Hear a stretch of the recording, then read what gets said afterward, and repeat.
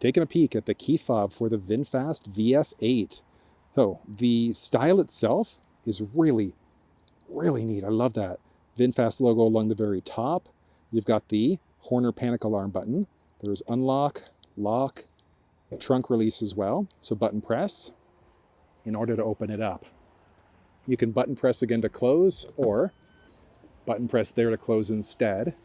There's a foot activated liftgate too. So as long as you've got the fob on you, you can swipe your foot along the back in order to be able to open it up. So you do have to have the fob on you in order to do it.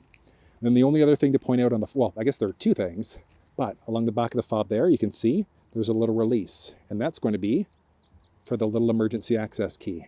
So if the fob's ever died on you, all you're going to do, insert in order to get inside as well. Straightforward. Ooh, it's nice though. And then there's a really cool key fob trick that you can do inside of the vehicle. You can use the fob to roll the windows up and down. In order to do it, push and hold the unlock button. You can release in order to pause it part way. Push and hold again in order to continue the cycle. But look at that. It's all 4 windows. It doesn't go down the full way. Oh, wait. Oh, it doesn't go down the full way in the second row, I should say, but all the way down in the first. And then push and hold the lock button. Watch this. Same idea. You can release in order to pause it part way, or push and hold again in order to continue the cycle.